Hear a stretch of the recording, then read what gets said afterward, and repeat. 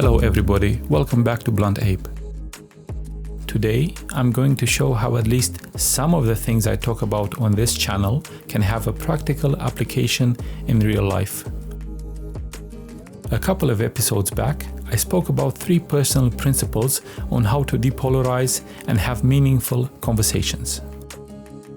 These principles were: show genuine respect for people around you, acknowledge that there are at least 2 sides to any story, and don't be afraid to have opinions on any topic.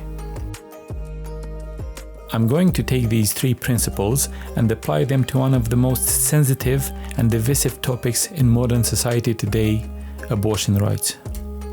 I'm going to focus on the United States for this, as it's got an entire gradient of different abortion rights legislation across its 50 states.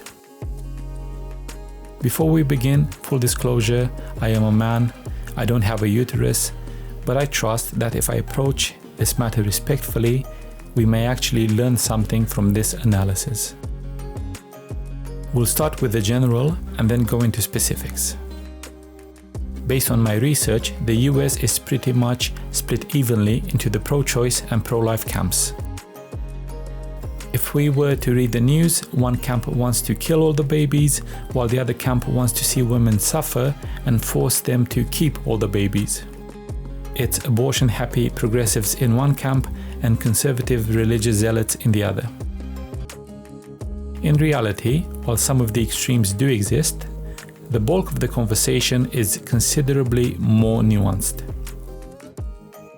In terms of legislation across the US, abortion rights range from afterbirth abortion, which is chemically euthanizing the baby even after a successful delivery, to it being allowed only under specific conditions: incest and/or rape reported to the police, or if the pregnancy is threatening the mother's physical well-being, not necessarily just social or financial well-being. In order for us to get anywhere with this analysis, we'll have to identify and sideline the most extreme messaging, claims and name-calling, which are purely inflammatory and simply bog down the entire discussion.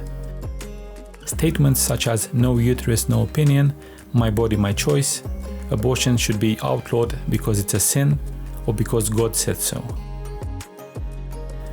Given that there isn't a single topic on this planet protected under the "no penis, no opinion" rule, I believe that the opposite is also baseless.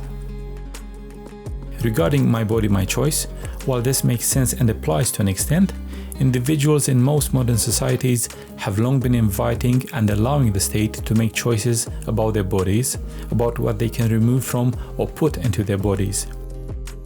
Additionally, there is a counter-argument that the pregnancy is in effect a body within a body, and certain human rights extend to that body within the body. Finally, regarding the religious argument, it quickly turns into circular logic and we get stuck into proving that God is against abortion because it says so in the Bible, which is fully supported by the Word of God. On top of this, in secular societies, one cannot force their religious beliefs onto others. An act deemed sinful under one religion fails to have full meaning and implications outside of that religion. If we push back against labels, if we stop dehumanizing either side, what do we actually see? Personally, I'm mostly seeing women wanting to start a family on their terms, when and if they are ready, asking to be given options, rights and protections under the law. I'm also seeing mothers, parents, advocating for extending some of those same human rights to the fetus to ensure its safe delivery. Most of them seem to understand the pressure of becoming a mother and strongly support alternatives to abortion. One side fears that any legislation and restrictions on this matter will lead to communist-era strict abortion bans, while the other side fears a progressive slippery slope of abortions becoming a frivolous, trivial activity. The more each camp looks into the other camp's priorities, claims, fears and expectations, the more common ground can be found. The moment the extreme and toxic voices fade away, we start hearing genuine, reasonable concerns and opinions. I hear a lot about abortions, but very little about potential health complications for the mother having the abortion. Do I have options if the fetus shows severe or untreatable anomalies? I'm fully pro-choice up until a heartbeat is detected in the fetus. I'd fully support the pro-life movement if childcare were less expensive. Do fathers have any say in this? More importantly, for such a divisive matter, we start seeing an openness to reach a compromise. We can be pro-life and agree with a set of situations when abortion is an appropriate solution. Similarly, one can be pro-choice and agree that some of the limitations imposed are not out of ill will, are not intended to punish the mother, but are merely meant to extend basic human rights to the fetus.